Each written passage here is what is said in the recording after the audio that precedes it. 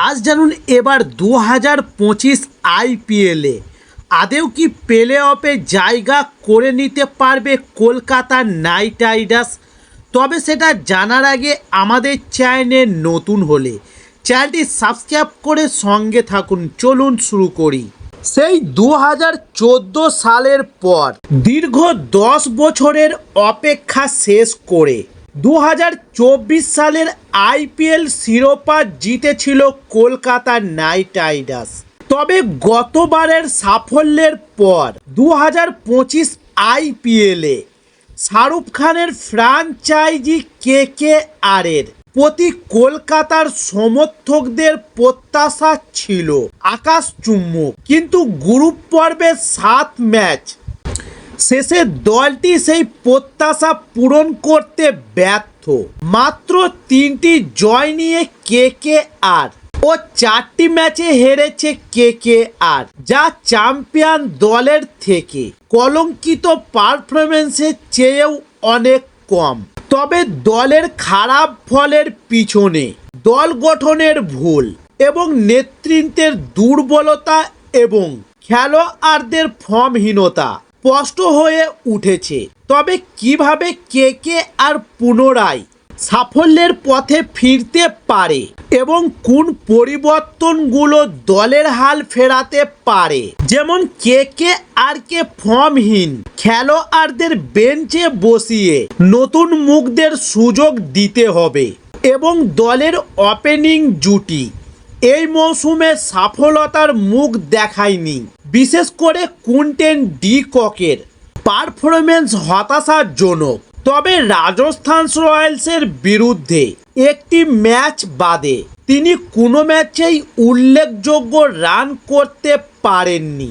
তবে ডি ককের বিকল্প হিসেবে দলে রয়েছে আফগানিস্তানের রহমান উল্লাহ গুরবাজ, যিনি উইকেট রক্ষক ব্যাটসম্যান হিসেবে সমান দক্ষ।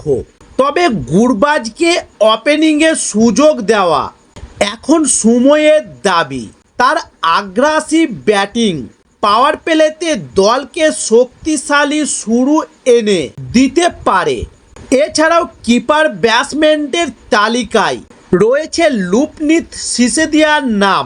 তবে দলের ব্যাটিং অর্ডারেও পরিবর্তন জরুরি, যেমন মিডল অর্ডারে ভেঙ্কটেশ আয়ারের উপর নির্ভরতা বেশি, কিন্তু তিনিও এই মৌসুমে প্রত্যাশা পূরণ করতে পারছেন না।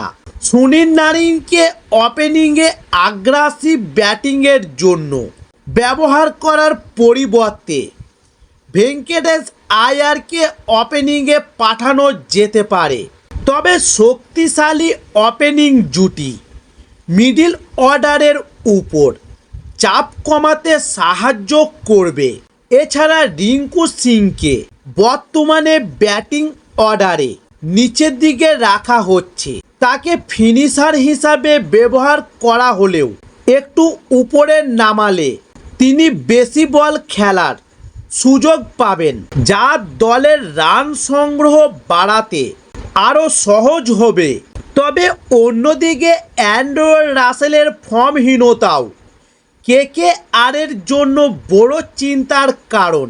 এই মৌসুমে তিনি ব্যাট ও বলে প্রত্যাশা অনুযায়ী পারফরমেন্স করতে পারেননি। তাই এবার বাকি ম্যাচগুলিতে রাসেলকে বেঞ্চে বসিয়ে মঈন আলী অথবা রহমান পাওয়েলের মতো অলরাউন্ডারদের সুযোগ দেওয়া যেতে পারে। তবে মঈন আলীর স্পিন বোলিংয়ের পাশাপাশি মিডল অর্ডারে স্থিরশীলতা আনতে পারে, আর পাওয়েলও বিস্ফোরক ব্যাটিং দলের স্কোরবোর্ডের গতি আনতে পারে। তবে বোলিং বিভাগেও পরিবর্তনের প্রয়োজন। স্পিনারদের মধ্যে সুনীল নারিন এবং বরুণ চক্রবর্তী দলের শক্তি, কিন্তু পেস বোলিং ইউনিট হতাশ করছে কেকেআরকে। তাই এবার এই পরিস্থিতিতে চেতন সাকারিয়া বা ভৈরব আরোগ্যর মতো বোলারদের সুযোগ দেওয়া যেতে পারে, কারণ চেতন সাকারিয়ার বৈচিত্র্যময় বোলিং এবং তার লাইন লেন্থ পেস আক্রমণকে নতুন মাত্রা যোগ করতে পারে। তবে নেতৃত্বের ক্ষেত্রেও অজিঙ্ক্য রাহানের উপর চাপ বাড়ছে, কারণ দলের ব্যর্থতার জন্য তিনি নিজেকে দায়ী করলেও কৌশলগত সিদ্ধান্তে আরও স্পষ্টতার প্রয়োজন। তবে গৌতম গম্ভীরের মেন্টরশিপের অভাব এই মৌসুমে স্পষ্ট।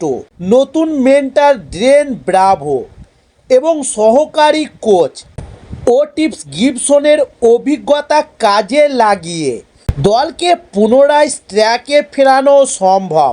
তবে কেকেআরের এই মুহূর্তে প্রয়োজন কৌশলগত পরিবর্তন, যা খেলোয়াড়দের ফর্মে ফেরা এবং নেতৃত্বকে আরও সুন্দর করে তুলতে। তাই গুজরাট ম্যাচে মঈন আলী বা রোমান পাওয়েলের মতো নতুন মুখদের সুযোগ দেওয়া দরকার। ব্যাটিং অর্ডারে রদবদল এবং পেস বোলিংয়েও পরিবর্তন দলকে পুনর্জীবিত করতে পারে। তবে সমর্থকরা এখনও আশায় বুক বাঁধছে যে তাদের প্রিয় কেকেআর প্লে অফের দৌড়ে ফিরে আসবে এবং চতুর্থ শিরোপা জয়ের স্বপ্ন পূরণ করবে।